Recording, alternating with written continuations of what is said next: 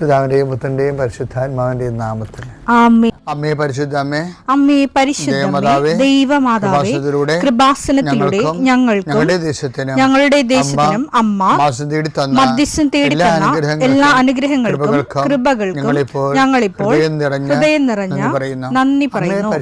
അമ്മേ പരിശുദ്ധമേ, ദൈവമാതാവേ, 2004 ഡിസംബർ 7 ഉച്ചകഴിഞ്ഞ് 2:30 കൃപാസനത്തിൽ സംഭവിച്ച അമ്മയുടെ പ്രത്യക്ഷപ്പെടലിനെ കുറിച്ച് തിരുസഭയ്ക്ക് സമർപ്പിച്ചിരിക്കുന്ന പഠനരേഖകളുടെ മേൽ സഭാത്മകമായ പഠനം ആരംഭിക്കുവാൻ ഞങ്ങൾ പ്രാർത്ഥിക്കുന്നു.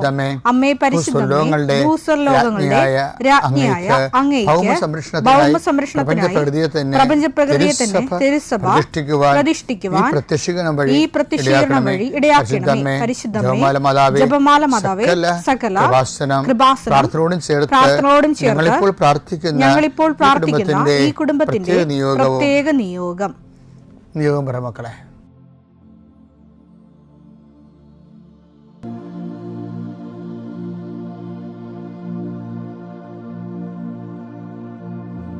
അമ്മയുടെ പ്രത്യക്ഷീകരണത്തിന്റെ ഈ അനുഗ്രഹവേളയിൽ ഞങ്ങൾക്ക് സാധിച്ചു തരുവാൻ കനിയണമേ. ആമേൻ. വിശ്വാസ പ്രമാണം. സർവശക്തനായ പിതാവും ആകാശത്തിന്റെയും ഭൂമിയുടെയും സൃഷ്ടാവുമായ ദൈവത്തിൽ ഞാൻ വിശ്വസിക്കുന്നു. അവിടുത്തെ ഏകപുത്രനും ഞങ്ങളുടെ കർത്താവുമായ ഈശോമിശിഹായിലും ഞാൻ വിശ്വസിക്കുന്നു.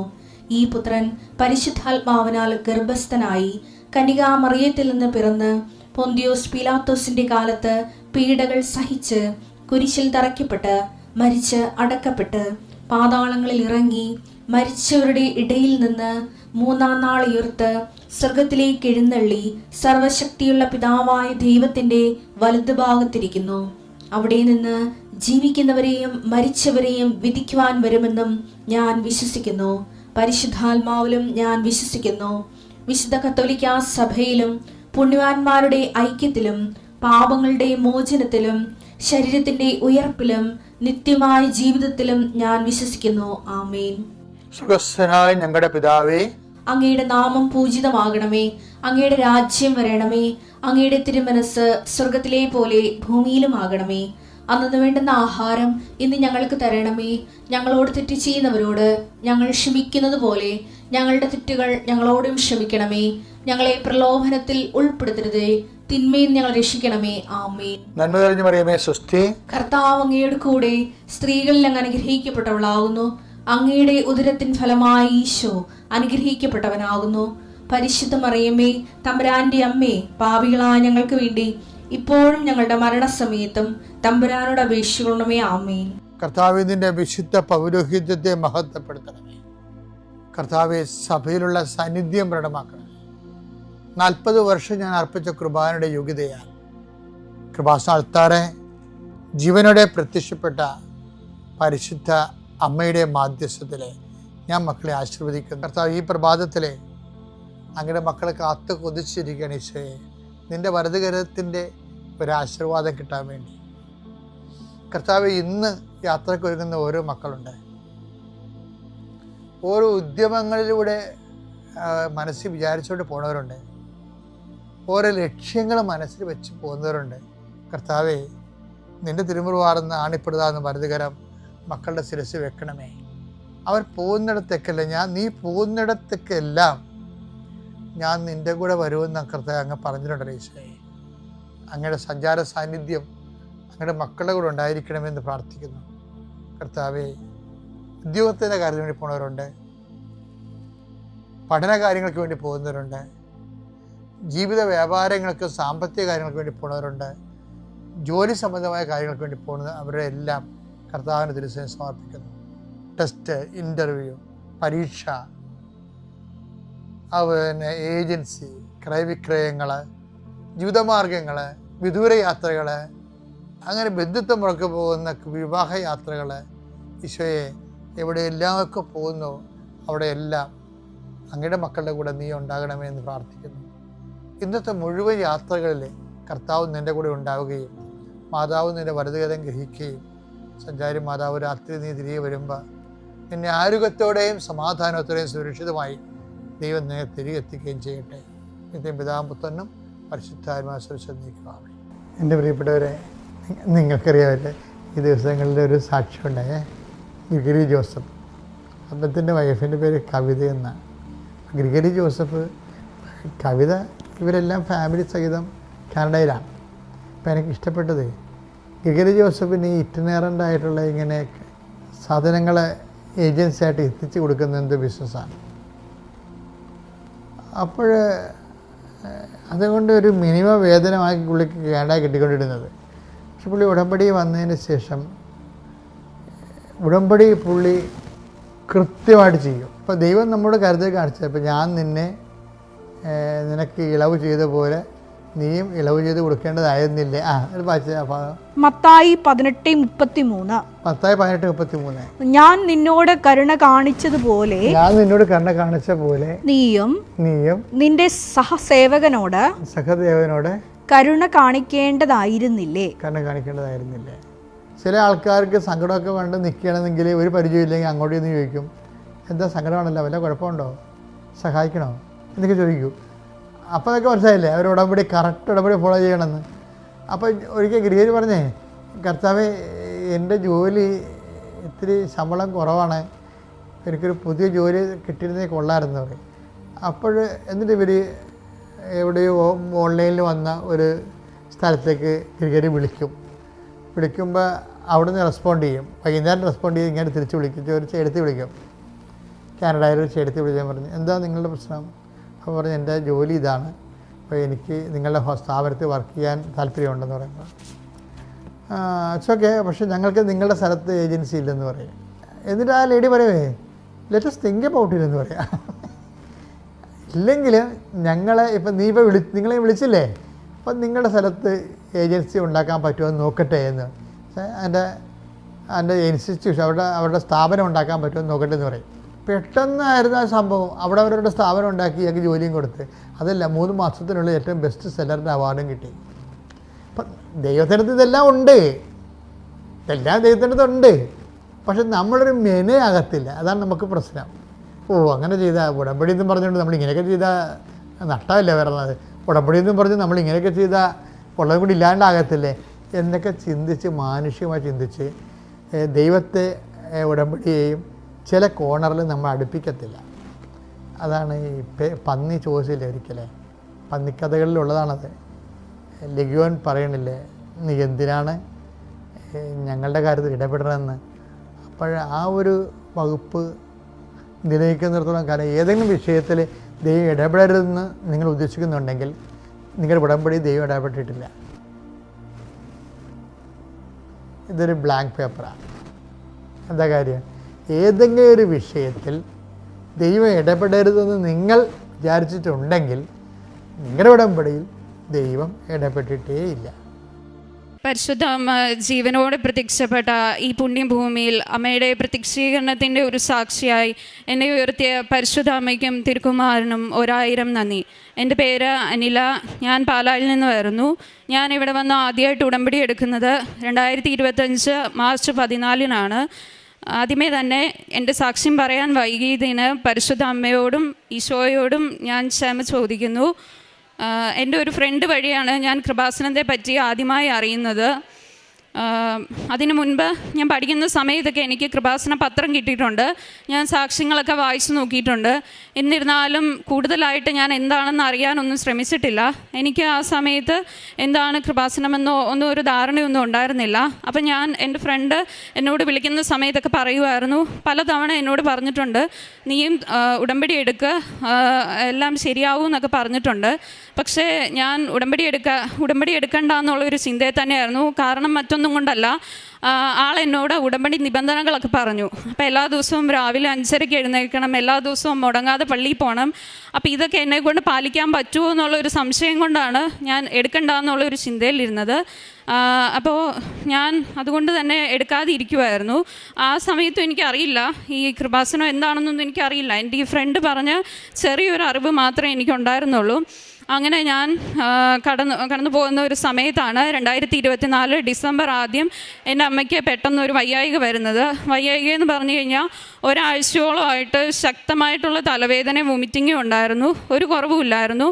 അടുത്തുള്ള ഹോസ്പിറ്റലിലൊക്കെ കാണിച്ചു. അപ്പം ഞാനിപ്പോൾ ഈ പറയാൻ പോകുന്ന കാര്യമെന്ന് പറയുന്നത്, എനിക്ക് ഉടമ്പടിക്ക് മുന്നേ പരിശുദ്ധ അമ്മ എന്നെ ഉടമ്പടിയിലേക്ക് തിരഞ്ഞെടുത്ത ഒരു സാക്ഷ്യമാണ്. ഉടമ്പടിക്ക് മുന്നേ എന്നെ അനുഗ്രഹിച്ച ഒരു സാക്ഷ്യമാണ്. അപ്പോൾ അമ്മ ഇങ്ങനെ ഒരാഴ്ചയായിട്ട് തീരെ വയ്യായികയായിരുന്നു. അങ്ങനെ പോകുന്ന സമയത്ത് ഞങ്ങൾ അടുത്തുള്ള ഹോസ്പിറ്റലിലൊക്കെ കാണിച്ചു. ഒരു കുറവുമില്ല. BP ഒക്കെ ഭയങ്കര ഹൈ ആയിരുന്നു. അപ്പം ഒരു കുറവുമില്ല. ശക്തമായിട്ടുള്ള തലവേദന അതങ്ങനെ പൊക്കോണ്ടിരുന്നു. അങ്ങനെ ഒരു ദിവസം രാത്രിയിലൊന്നും ഉറക്കമില്ല. അപ്പോൾ ഒരു ദിവസം രാത്രി ഞാൻ നോക്കുമ്പോൾ ഒരു കണ്ണിന് എന്തോ ഡിഫറൻസ് ഉണ്ട്. ഡിഫറൻസ് എന്ന് പറഞ്ഞാൽ എന്തോ മൂവ്മെൻറ്റ് ഇല്ലാണ്ടായിപ്പോയി. അതായത് നമുക്ക് കോങ്കണ്ട് വന്ന് എങ്ങനെ ഇരിക്കും ഒരു കണ്ണിന്, ആ ഒരു അവസ്ഥയിലേക്കായിപ്പോയി, ഒരു സൈഡിലേക്കായിപ്പോയി. അപ്പോൾ ഞങ്ങൾ രണ്ടുപേരും, ഞാനും അനിയനും ഉണ്ടായിരുന്നുള്ളൂ. അപ്പം ഞങ്ങൾ പേടിച്ചിട്ട് അമ്മയോട് പറഞ്ഞില്ല. അമ്മയ്ക്കാണെങ്കിൽ ബോധമില്ലാതിരിക്കുന്ന ഒരവസ്ഥയാണ്. വൊമിറ്റ് ചെയ്ത് അപ്പോൾ എന്നാ ചെയ്യണമെന്ന് ഞങ്ങൾക്ക് അറിയത്തില്ല. ഞങ്ങൾ അമ്മയോട് പറഞ്ഞില്ല, കാരണം പേടിയാവും. അതുകൊണ്ട് ഞങ്ങൾ പെട്ടെന്ന് ഹോസ്പിറ്റൽ, അപ്പം നേരം വെളുത്ത് വരുന്നതേ ഉണ്ടായിരുന്നുള്ളൂ. ഒരു 6:30 ആയപ്പോൾ ഞങ്ങൾ അടുത്തുള്ള ഹോസ്പിറ്റലിലേക്ക് പോയി. അപ്പോൾ ഞങ്ങൾക്ക് മനസ്സിലാവുന്നില്ല എന്താണ് ഈ സംഭവിക്കുന്നതെന്നുള്ള കാര്യം. അങ്ങനെ ഞങ്ങൾ അടുത്തുള്ള ഹോസ്പിറ്റലിലേക്ക് പോയി. അപ്പോഴും വൊമിറ്റിങ്ങിനൊന്നും ഒരു കുറവുമില്ല. അപ്പം വീട്ടിൽ നിന്ന് പോകുമ്പം തന്നെ അമ്മയ്ക്ക് കാലിന് നല്ല വേപ്പലും എല്ലാം ഉണ്ടായിരുന്നു. ഒരു തരം ബോധമില്ലാത്തൊരവസ്ഥയായിരുന്നു. അങ്ങനെ ഞങ്ങൾ അടുത്തുള്ള ഹോസ്പിറ്റലിൽ പോയി. അപ്പോൾ അവിടെ ചെന്നപ്പോൾ ഡോക്ടർ പറഞ്ഞത് ഈ കണ്ണിൻ്റെ ഡിഫറൻസ് എന്താണെന്ന് ഞങ്ങൾക്ക് കണ്ടിട്ട് മനസ്സിലാവുന്നില്ല. അത് മെയിനായിട്ടും പറഞ്ഞപ്പോൾ ഡോക്ടർ പറഞ്ഞു ഇത് സ്ട്രോക്കിൻ്റെ സിംറ്റംസ് ആവാം എന്നിങ്ങനെ പറഞ്ഞു.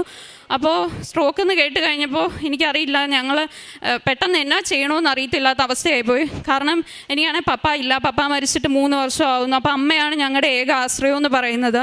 അപ്പോൾ പെട്ടെന്ന് ഇങ്ങനെ സ്ട്രോക്ക് എന്ന് കേട്ടപ്പോൾ ഞാനും അനിയനും മാത്രമേ ഉള്ളൂ. ഞങ്ങൾക്ക് എന്നാ ചെയ്യണമെന്ന് അറിയത്തില്ല. അങ്ങനെ ഞങ്ങൾ അങ്കിളിനെ വിളിച്ചു. അപ്പോൾ അങ്കിൾ പറഞ്ഞു വേറൊരു ഹോസ്പിറ്റലിലേക്ക് പൊക്കോളാൻ. അത് ഈ ഞങ്ങൾ ആദ്യം പോയ ഹോസ്പിറ്റലിൽ നിന്ന് ഒരു 5 മിനിറ്റ് ദൂരേ ഉണ്ടായിരുന്നുള്ളൂ.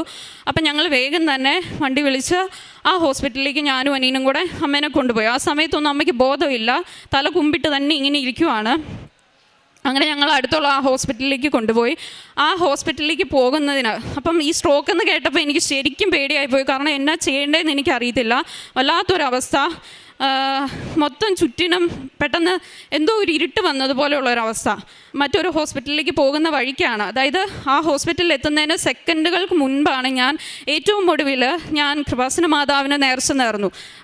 ഞാൻ പറഞ്ഞു, കൃപാസന മാതാവെ, ഞാൻ അമ്മയുടെ സന്നിധി വന്നു നിന്ന് സാക്ഷ്യം പറഞ്ഞോളാം, അമ്മയ്ക്ക് ഒരു കുഴപ്പവും വരുത്തരുത്. അപ്പം സാക്ഷ്യവും ഉള്ള കാര്യം പറഞ്ഞപ്പോൾ എൻ്റെ മനസ്സിൽ കൂടെ ഉടമ്പടി എന്ന് പറഞ്ഞ് കടന്നുപോയി. പക്ഷേ അപ്പോഴും എൻ്റെ മനസ്സിലുണ്ടായിരുന്നു, വേണ്ട, എന്നെക്കൊണ്ട് പാലിക്കാൻ പറ്റത്തില്ലല്ലോ, ഞാൻ ചെയ്യത്തില്ലല്ലോ, വെറുതെ എന്തിനാ ഒരു കടം വരുത്തി വെക്കുന്നതെന്ന് കരുതി ഞാൻ എടുക്കണ്ട എന്നുള്ള. അപ്പോഴും എനിക്കറിയില്ല, ഉടമ്പടി എടുക്കാതെ ഒന്നും ഇവിടെ വന്ന് സാക്ഷ്യം പറയാനായിട്ട് സാധിക്കില്ല എന്നുള്ള കാര്യമൊന്നും എനിക്കറിയില്ല.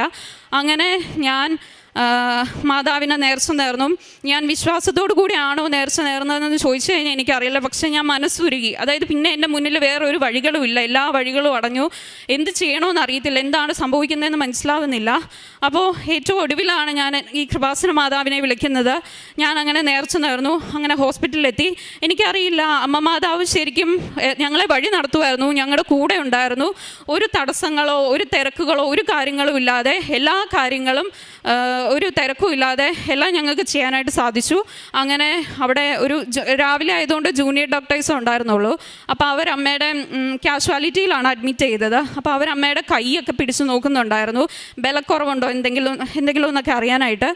അപ്പോൾ ആ ജൂനിയർ ഡോക്ടർ വന്നിട്ട് എന്നോട് ചോദിച്ചു, അമ്മയുടെ മുഖം കോടിപ്പോയതുപോലെ തോന്നുന്നുണ്ടോ? എനിക്കറിയത്തില്ല, ഞാൻ വല്ലാത്തൊരവസ്ഥയിലാണ് നിൽക്കുന്നത്. അവരങ്ങനെ ചോദിച്ചപ്പോൾ എന്നാ പറയണം, എന്താണ് സംഭവിക്കുന്നതെന്നൊന്നും മനസ്സിലാവുന്നില്ല. അങ്ങനെ അവർ പറഞ്ഞു MRI എടുക്കാം, നമുക്ക് മെയിൻ ഡോക്ടറിനെ വിളിച്ച് ചോദിച്ചപ്പോൾ പറഞ്ഞു MRI എടുക്കാം, അപ്പോൾ നമുക്ക് എന്തെങ്കിലും ഉണ്ടെങ്കിൽ കറക്റ്റായിട്ട് അറിയാനായിട്ട് പറ്റുമെന്ന് പറഞ്ഞു. അങ്ങനെ MRI എടുത്തു.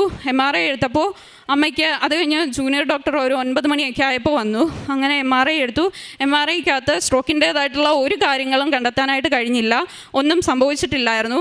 പിന്നെ കണ്ണിന് അങ്ങനെ ഒരു പ്രോബ്ലം വന്നത് എന്താണെന്ന് വെച്ച് കഴിഞ്ഞാൽ കണ്ണിൻ്റെ ഞരമ്പിൻ്റെ നീർക്കെട്ട് കൊണ്ടാണ് അങ്ങനെ വന്നത്. അപ്പോൾ ഞാനിപ്പോഴും ഉറച്ച് വിശ്വസിക്കുന്നുണ്ട്, അമ്മ മാതാവ് ഞങ്ങൾക്ക് നേരെ വരാനിരുന്ന ആ വലിയൊരു ദുരന്തത്തെ തട്ടിമാറ്റി കളഞ്ഞതാണ്. കാരണം ഞാനെന്ന് പറഞ്ഞു കഴിഞ്ഞാൽ ഇങ്ങനെയുള്ള സിറ്റുവേഷൻ ഉണ്ടാകുമ്പോൾ പേടിച്ച് വിറച്ച് നിൽക്കേണ്ട ഒരാളായിരുന്നു. എനിക്കിപ്പോഴും അറിയില്ല എൻ്റെ നാവിൽ എങ്ങനെയാണ് ഞാൻ അമ്മ മാതാവിനെ നേർച്ച നേർന്നതും വിളിച്ചതും. എനിക്ക് ഒട്ടും അറിയത്തില്ലാതിരുന്ന ഒരു കൃപാസന മാതാവായിരുന്നു. എൻ്റെ ഫ്രണ്ട് പറഞ്ഞ ഒരു അറിവ് മാത്രമേ എനിക്കുണ്ടായിരുന്നുള്ളൂ. അത് വെച്ച് ഞാൻ എങ്ങനെ ആ ഒരു അവസ്ഥയിൽ ഞാൻ മാതാവിനെ വിളിച്ചു എന്നുള്ളത് എനിക്കറിയില്ല. അപ്പോൾ അതിൽ നിന്ന് ഞാനിപ്പോഴും ഉറച്ച് വിശ്വസിക്കുന്നത്, മാതാവ് ഒരിക്കലും ഞാൻ കൃപാസനത്തിൽ വന്ന് ഉടമ്പടി എടുക്കുകയായിരുന്നില്ല. മാതാവ് എന്നെ തിരഞ്ഞെടുത്ത്, ഞങ്ങളെയും ഞങ്ങളുടെ കുടുംബത്തെയും തിരഞ്ഞെടുത്ത് ഇവിടെ വന്ന് ഉടമ്പടി എടുപ്പിക്കുകയായിരുന്നു. അതിനായിട്ടുള്ളൊരു സാഹചര്യം, അങ്ങനെ ഒരു സിറ്റുവേഷൻ ഉണ്ടായെങ്കിൽ പോലും അതിന് വേണ്ടിയിട്ടുള്ളതായിരുന്നു എന്ന് തന്നെ ഞാൻ വിശ്വസിക്കുന്നു. അതിനുശേഷം അമ്മ എല്ലാം ഓക്കെ ആയി. കണ്ണൊക്കെ ഒരു 1.5 മാസം കൊണ്ട് പഴയതുപോലെ നോർമലായി. അപ്പോൾ ഞാൻ ഈ സമയത്തൊന്നും ഞാൻ ഉടമ്പടി എടുത്തിട്ടില്ല. ഞാൻ യൂട്യൂബിലാണെങ്കിൽ സാക്ഷ്യങ്ങൾ കാണാൻ പതിയെ സാക്ഷ്യങ്ങളൊക്കെ കാണാൻ തുടങ്ങി. അങ്ങനെ ഞാൻ സാക്ഷ്യങ്ങൾ കാണുന്ന സമയത്ത് പലരും പറയുന്നത് കേട്ടു, സഞ്ചാരി മാതാവ്. അപ്പോൾ എനിക്ക് എന്താണെന്ന് മനസ്സിലാവുന്നില്ല. പിന്നെ ഞാൻ കൂടുതൽ സാക്ഷ്യങ്ങൾ കാണാൻ തുടങ്ങി. അങ്ങനെ കാണാൻ തുടങ്ങിയ സമയത്ത് സഞ്ചാരി മാതാവെന്ന് പറയുന്നത് നമ്മുടെ കൂടെ സഞ്ചരിച്ച് വരുന്ന അമ്മയാണ്. അത് സത്യമാണ്. കാരണം എൻ്റെ അനുഭവത്തിൽ നിന്ന് എനിക്ക് മനസ്സിലായി, ഈ ഒരു കൃപാസനത്തെ പറ്റി ഒന്നും അറിയത്തില്ലാതിരുന്ന എൻ്റെ അടുത്തേക്ക് കേവലം ഞാൻ അങ്ങനെ ഒരു നേർച്ച നേർന്നത്, എനിക്കറിയില്ല, ഒന്നും അറിയില്ലാതെയാണ് ഞാൻ അങ്ങനെ ഒരു നേർച്ച നേർന്നത്. ആ സമയത്ത് സഞ്ചാരി മാതാവ് ഞങ്ങളുടെ കൂടെ സഞ്ചരിച്ച് വന്നു. ആ ഒരു അപകടത്തിൽ നിന്നും, ആ ദുരന്തത്തിൽ നിന്നും ഞങ്ങളെ കാത്തു പരിപാലിച്ചു. അപ്പം ഇതാണ് എൻ്റെ ഒന്നാമത്തെ സാക്ഷ്യമെന്ന് പറയുന്നത്. ഈ അനുഗ്രഹം തന്ന പരിശുദ്ധ അമ്മയ്ക്കും തിരുക്കുമാരനും 1000 നന്ദി. എൻ്റെ രണ്ടാമത്തെ സാക്ഷ്യം എന്ന് പറയുന്നത്, ഞാൻ കേട്ടറ്റ് എക്സാം 6 തവണ എഴുതി തോറ്റ് വല്ലാതെ നാണം കെട്ട് നിന്ന ഒരവസ്ഥയിൽ കൂടെ പൊയ്ക്കൊണ്ടിരുന്ന ഒരാളായിരുന്നു. ഭയങ്കര മാനസികമായിട്ട് ഞാൻ ഒത്തിരി വിഷമിച്ച ഒരു സമയമായിരുന്നു. ഞാൻ +2 കഴിഞ്ഞ് നേരെ TTC ആണ് എടുത്തത്. ഇപ്പം TTC കഴിഞ്ഞിട്ട് ഒരു 3-3.5 വർഷമായിട്ടുണ്ട്. എനിക്ക് 3-3.5 വർഷത്തിൻ്റെ ഇടയ്ക്ക് എനിക്കൊരു ജോലിക്ക് കയറാനോ ഒന്നിനും സാധിച്ചിട്ടില്ലായിരുന്നു. കാരണം കേട്ടിട്ട് ഞാൻ എത്ര പരിശ്രമിച്ചിട്ടും എന്നെക്കൊണ്ട് പാസ്സാവാൻ പറ്റുന്നില്ലായിരുന്നു. എനിക്ക് പാസ്സാവാൻ വേണ്ട പാസ് മാർക്ക് എന്ന് പറയുന്നത് 90 മാർക്കാണ്. ഞാൻ 87 വരെ വന്ന് നിന്നിട്ടുണ്ട്. ഒത്തിരി വിഷമിച്ചിട്ടുണ്ട്. അതിനേക്കാളും എന്നെ വിഷമിപ്പിച്ചുകൊണ്ടിരുന്നത് ചുറ്റുമുള്ള ആൾക്കാരുടെ കളിയാക്കലും പരിഹാസങ്ങളുമായിരുന്നു. മറ്റെന്തെങ്കിലും കോഴ്സ് നോക്കിക്കൂടെ, പക്ഷേ എൻ്റെ സിറ്റുവേഷനും എൻ്റെ സാഹചര്യങ്ങളും വെച്ച് എനിക്കിനി മറ്റൊന്നിനും പോകാൻ സാധിക്കില്ല. അപ്പോൾ എനിക്ക് ഇതിൽ തന്നെ തുടരുക എന്നല്ലാതെ വേറൊരു മാർഗ്ഗമില്ല. പിന്നെ ഈ എക്സാമിൻ്റെ കാലയളവെന്ന് പറയുന്നത് 6 മാസമാണ്. എക്സാം എഴുതി റിസൾട്ടിന് വേണ്ടി നമ്മൾ വെയിറ്റ് ചെയ്തിരിക്കുന്നത്. അപ്പോൾ ഈ ഒരു വർഷത്തെ 2 എക്സാം ഉണ്ട്. അപ്പോൾ ഈ ഒരു സമയം തന്നെ വളരെ കൂടുതലാണ്. അപ്പം നമ്മൾ ഈ എക്സാം എഴുതി ഓരോ തവണ ഞാനിങ്ങനെ തോൽവി കാണുമ്പോഴും മാനസികമായിട്ട് ഞാൻ ഒത്തിരി വിഷമിച്ചിട്ടുണ്ട്. എൻ്റെ മുന്നിൽ ഒരു വഴികളും ഇല്ലായിരുന്നു മറ്റൊന്നിലേക്ക് പോകാനായിട്ട്. അങ്ങനെ ഞാൻ ഒത്തിരി വിഷമിച്ചു. ഞാൻ പിന്നീട് ഇവിടെ വന്ന് ഉടമ്പടി എടുത്തപ്പോൾ ഞാൻ വെച്ച് നിയോഗമായിരുന്നു, അമ്മ മാതാവേ, ഞാൻ ഇനി എഴുതാൻ പോകുന്നത് 7ാമത്തെ കേട്ടറ്റ് എക്സാമാണ്. അത് ഞാൻ നിയോഗം വെച്ച് പ്രാർത്ഥിച്ചത്. അമ്മ മാതാവ് ഇവിടെ പ്രത്യക്ഷപ്പെട്ടത് ഡിസംബർ 7-ാം തീയതിയാണ്. ആ 7-ാം തീയതി എന്നുള്ള ആ ഒരു ഡേറ്റ് വെച്ച് ഞാൻ ഈ 7ാമത്തെ തവണയാണ് ഈ എക്സാം എഴുതാൻ പോകുന്നത്. ഈ 7ാമത്തെ തവണ എന്നെ ഈ എക്സാം പാസ്സാക്കാൻ നീ അനുഗ്രഹിക്കണേ എന്ന് ഞാൻ പ്രാർത്ഥിച്ചു. അത് തന്നെയല്ല, എനിക്ക് ഈ എക്സാമിൽ ഒത്തിരി അടയാളങ്ങൾ അമ്മ മാതാവ് ചോദിച്ചു. ഞാൻ തുടക്കത്തിൽ 90 ദിവസത്തെ ഉടമ്പടി എടുത്ത സമയത്ത് ഞാൻ ശരിക്കും യാന്ത്രികമായിട്ടായിരുന്നു പ്രാർത്ഥിച്ചുകൊണ്ടിരുന്നത്. അതായത് ഓരോരുത്തരും സാക്ഷ്യം പറയുന്നത് കേൾക്കുമ്പോൾ ഞാൻ സുഗന്ധാഭിഷേകം ഉണ്ടാവുന്നുണ്ടോ അങ്ങനെ വെറുതെ പ്രാർത്ഥിച്ച് പൊയ്ക്കൊണ്ടിരുന്ന ഒരാളായിരുന്നു ഞാൻ ആദ്യത്തെ 90 ദിവസം. പിന്നീട് എന്നെ ഏറ്റവും കൂടുതൽ സഹായിച്ചത് സാക്ഷ്യങ്ങൾ കാണുന്നത് വഴിയാണ്. എനിക്ക് ഇവിടുത്തെ കാര്യങ്ങളിൽ ഇത്രത്തോളം ഉറച്ച ബോധ്യങ്ങൾ അമ്മ മാതാവും ഈശോയും തന്നത്. അപ്പോൾ എനിക്ക് കിട്ടിയ അടയാളങ്ങൾ എന്ന് പറയുന്നത്, ആദ്യത്തെ അടയാളം എന്ന് പറയുന്നത് 2025 ഓഗസ്റ്റ് 26 ഉടമ്പടി ധ്യാനത്തിൽ ജോസഫ് അച്ഛൻ ഇവിടെ അവസാനം ഒരു സന്ദേശം പറയുന്നുണ്ടായിരുന്നു. അപ്പോൾ ആ ഉടമ്പടി ധ്യാനത്തിൻ്റെ ഒരു പ്രത്യേകത എന്ന് പറഞ്ഞു കഴിഞ്ഞാൽ, ഞാൻ ഉടമ്പടി എടുക്കുന്നത് 2025 മാർച്ച് 14-നാണ്. ഞാൻ ഈ മാർച്ച് 14-ന് ഉടമ്പടി എടുത്ത് ഈ ഒരു എക്സാമിൻ്റെ 26-ാം തീയതി വരെയുള്ള ഒരു സമയത്ത് ഉടമ്പടി ധ്യാനം എന്ന് പറയുന്നത് ഞാൻ കറക്റ്റ് 11:30 ഇരുന്ന് അത് തീരുന്നത് വരെ ഞാൻ കൂടിയിട്ടുള്ള ഒരാളല്ല. എപ്പോഴും ഇരിക്കും, എന്നിട്ട് വേറെ എന്തെങ്കിലും ഡിസ്ട്രാക്ഷൻസ് വരുമ്പോൾ ആ പുറകെ പോകും. അങ്ങനെയായിരുന്നു. അല്ലെങ്കിൽ ആരെങ്കിലും വിളിക്കും, അങ്ങനെ എന്തെങ്കിലും കാര്യങ്ങൾ തിരക്കായിട്ട് പോകും. എനിക്കത് മുഴുവിപ്പിക്കാൻ പറ്റിയിട്ടില്ല. പക്ഷേ ഈ 26-ാം തീയതിയിലെ ഉടമ്പടി ധ്യാനം എന്ന് പറയുന്നത് പരിശുദ്ധ അമ്മ എനിക്ക് വേണ്ടി ഒരുക്കിയിരുന്ന ധ്യാനമായിരുന്നു. അപ്പോൾ അച്ഛൻ ഞാൻ ഈ കൃപാസനത്തിൽ ഇരുന്ന് എങ്ങനെ ഉടമ്പടി ധ്യാനം കൂടുന്നോ ആ ഒരു പ്രാർത്ഥനയോടെയും വിശ്വാസത്തോടെയാണ് ഞാൻ വീട്ടിലിരുന്ന് കൂടിയത്. എന്നെ ഒന്നും ശല്യം ചെയ്യാൻ വന്നില്ല. വളരെ ഭക്തിയോടുകൂടി ഞാൻ ഉടമ്പടി ധ്യാനം കൂടി. ഞാൻ എന്നിട്ട് മാതാവിനോട് പ്രാർത്ഥിച്ചിട്ടാണ് ഉടമ്പടി ധ്യാനം കൂടാനായിട്ട് ആരംഭിച്ചത്. ഞാൻ പറഞ്ഞു, അമ്മ മാതാവേ, നീ എന്നോട് എന്തെങ്കിലും ഒന്ന് സംസാരിക്കണം. കാരണം ഇന്ന് രാവിലെയും കൂടെ ഞാൻ ഓരോ മനുഷ്യരുടെ കളിയാക്കലും കുറ്റപ്പെടുത്തലുകളും ഒക്കെ കേട്ടിട്ടിരിക്കുന്നുള്ളൂ. മാനസികമായിട്ട് എന്നെ ഒത്തിരി വിഷമിപ്പിച്ചു. അപ്പോൾ ഞാനിങ്ങനെ മാതാവിനോട് പറഞ്ഞായിരുന്നു, മാതാവേ, നീ എന്നോട് എന്തെങ്കിലും സംസാരിക്കണം.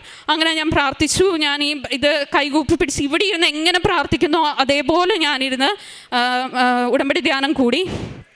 അങ്ങനെ കൂടുന്ന സമയത്ത് ലാസ്റ്റ് അച്ഛൻ സന്ദേശത്തിൻ്റെ സമയത്ത് ജോസഫ് അച്ഛൻ പറഞ്ഞു, കെ എന്ന് പറയുന്ന ഒരു ഇംഗ്ലീഷ് ലെറ്റർ കാണുന്നു എന്ന് പറഞ്ഞു. അപ്പം ഞാൻ വലിയ കാര്യമാക്കിയില്ല, അതൊരു പേരാവാം എന്നിങ്ങനെ പറഞ്ഞു. അപ്പം ഞാൻ കാര്യമാക്കിയില്ല. അതിനുശേഷം അച്ഛൻ പറഞ്ഞു, എനിക്കതിൻ്റെ വിശദീകരണങ്ങളൊന്നും അറിയില്ല, അതുമായി ബന്ധപ്പെട്ട കാര്യങ്ങളാവാം, അല്ലെങ്കിൽ അതുമായി ബന്ധപ്പെട്ട എന്തെങ്കിലും വിഷയങ്ങളാവാം എന്നിങ്ങനെ പറഞ്ഞു. അങ്ങനെ അത് പറഞ്ഞപ്പോൾ ഞാൻ ശരിക്കും പൊട്ടിക്കറിഞ്ഞു പോയി. കാരണം എൻ്റെ നിയോഗമായിരുന്നു കേട്ടറ്റ് എക്സാം പാസ്സാവുക എന്നുള്ളത്. അതിൻ്റെ ആദ്യത്തെ ലെറ്ററാണ് കെ എന്ന് പറയുന്നത്. അപ്പോൾ ആ പരിശുദ്ധ അമ്മ എനിക്ക് തന്ന ഏറ്റവും വലിയ ഉറച്ച ഒരു അടയാളമായിരുന്നു ആ ഒരു. അപ്പം അതിൻ്റെ അകത്ത് അച്ഛൻ പറഞ്ഞത്, അതിൻ്റെ അകത്ത് ദൈവിക ചൈതന്യം വന്നു നിറയുന്നു, കെയുമായി ബന്ധപ്പെട്ട കാര്യങ്ങളിലെ തടസ്സങ്ങൾ കർത്താവ് നീക്കുന്നു. ശരിക്കും അത് കെ എന്ന് പറയുന്ന ഒരു ലെറ്ററിലെ തടസ്സം മാത്രമായിരുന്നില്ല, എൻ്റെ ജീവിതത്തിലെ മുഴുവനായിട്ടുള്ള തടസ്സങ്ങളെ അമ്മ മാതാവ് എടുത്തു മാറ്റുമായിരുന്നു. അങ്ങനെ അച്ഛൻ പറഞ്ഞു. അതിനുശേഷം പിന്നീട് ഞാൻ സാക്ഷ്യങ്ങൾ ഇങ്ങനെ കാണുമ്പോൾ പലരും പറഞ്ഞു കേട്ടിട്ടുണ്ട്, പ്രത്യക്ഷീകരണ പ്രാർത്ഥന ചൊല്ലുന്ന സമയത്ത് തിരിയിലൊക്കെ ഓരോ രൂപങ്ങളൊക്കെ കാണുന്നതും അടയാളങ്ങൾ കാണുന്നതും. അങ്ങനെ ഞാൻ മാതാവിനോട് പ്രാർത്ഥിച്ചു. ഒരു ദിവസം രാവിലെ 5:30 പ്രത്യക്ഷീകരണ പ്രാർത്ഥന ചൊല്ലുന്ന സമയത്ത് ഒരു ഹാർട്ട് ഷേപ്പിൽ എനിക്കൊരു തിരുഹൃദയത്തിൻ്റെ രൂപം കാണാനായിട്ട് സാധിച്ചു. അതിനുശേഷം ഒരു തവണയും കൂടെ ഒരു 2-3 ദിവസം കഴിഞ്ഞ് വീണ്ടും വന്നു. ഇതൊക്കെ ഈ എക്സാം എഴുതുന്നതിന് മുന്നേ ആയിരുന്നു. അങ്ങനെ എൻ്റെ എക്സാമായി സെപ്റ്റംബർ 18, 2025 സെപ്റ്റംബർ 18 എൻ്റെ കേട്ടറ്റിൻ്റെ എക്സാം ആയിരുന്നു. ഞാനിവിടെ സെപ്റ്റംബർ 15 വന്നു. അപ്പോൾ എൻ്റെ ഉടമ്പടി പുതുക്കാറായിട്ടുണ്ടായിരുന്നു. അപ്പോൾ എനിക്ക് അച്ഛനെ കാണാൻ കഴിയുമെന്നൊന്നും എനിക്കറിയില്ലായിരുന്നു. എൻ്റെ ഉള്ളിൽ ഒരാഗ്രഹം ഉണ്ടായിരുന്നു, ജോസഫ് അച്ഛനെ കണ്ട് ബ്ലെസ്സിങ്സ് വാങ്ങിയിട്ട് എനിക്കിനി അടുത്ത എക്സാം എഴുതാൻ പോയാൽ മതി എന്നുള്ള ഒരാഗ്രഹം ഉണ്ടായിരുന്നു. അങ്ങനെ ഞാൻ ഉടമ്പടി പുതുക്കി ഇറങ്ങി. അങ്ങനെ എനിക്ക് പിന്നീട് ജോസഫ് അച്ഛനെ ഇവിടെ കാണാൻ സാധിച്ചു. അച്ഛൻ്റെ ബ്ലെസ്സിങ്സ് കിട്ടി. പിന്നെ വെഞ്ചിരിച്ച കാശുരൂപം, അച്ഛൻ തന്ന വെഞ്ചിരിച്ച കാശുരൂപം, പിന്നെ എൻ്റെ ഹോൾ ടിക്കറ്റ് അമ്മ മാതാവിൻ്റെ അടുത്ത് കൊണ്ടുപോയി വെഞ്ചിരിച്ചു.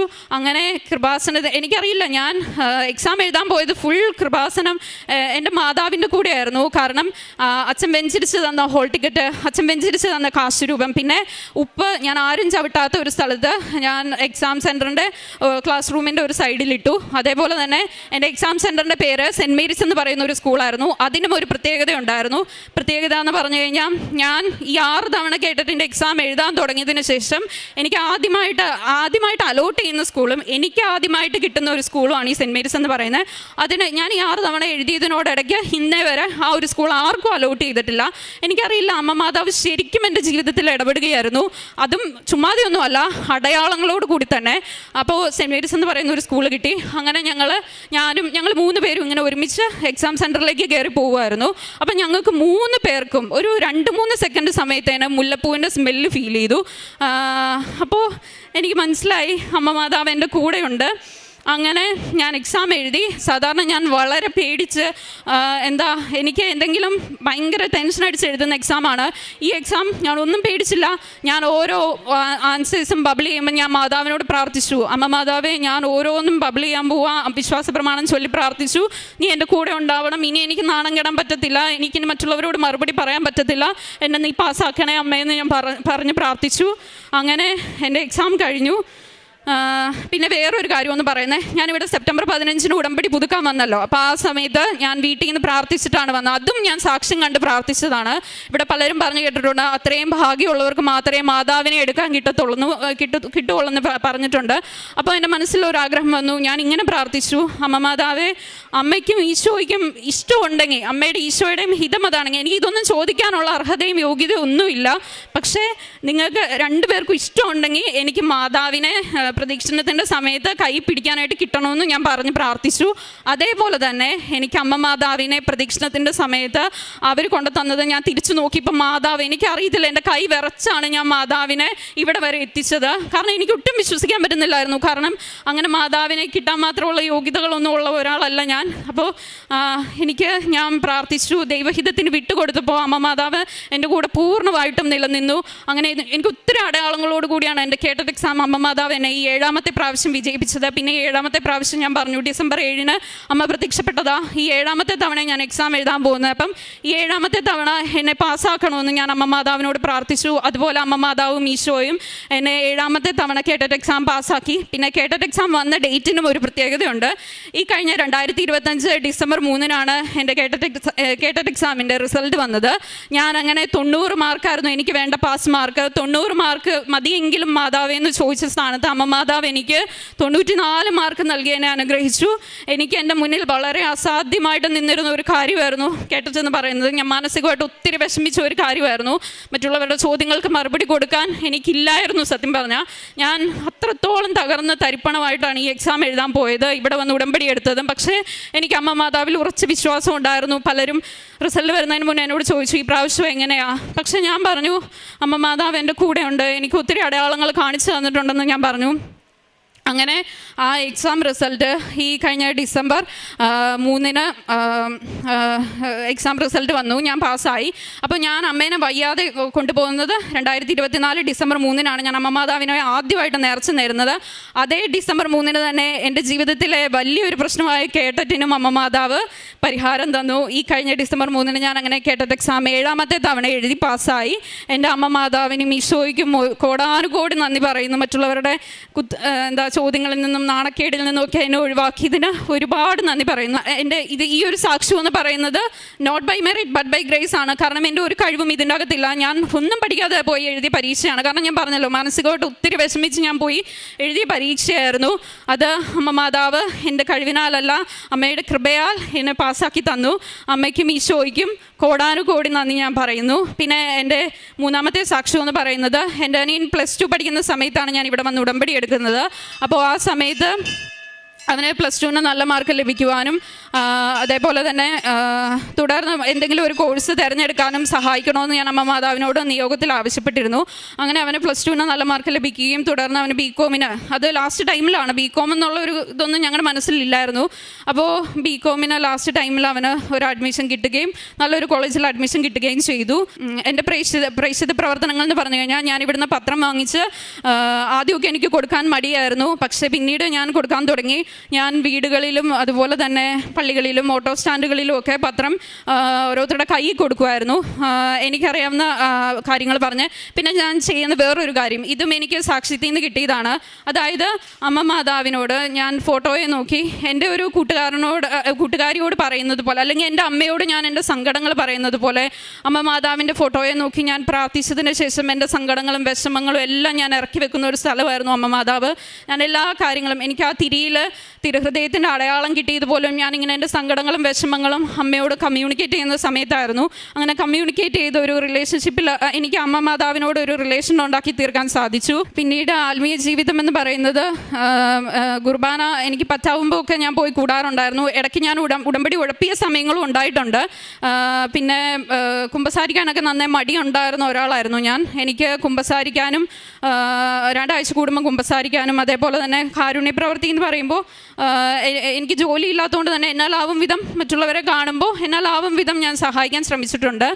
ബൈബിൾ വായന അതാണെങ്കിലും എന്നെക്കൊണ്ട് പറ്റാവുന്ന രീതിയിൽ ഞാൻ ബൈബിൾ വായിക്കാൻ ശ്രമിച്ചിട്ടുണ്ട്. ഉടമ്പടി ധ്യാനങ്ങൾ കൂടാനും എല്ലാം ശ്രമിച്ചിട്ടുണ്ട്.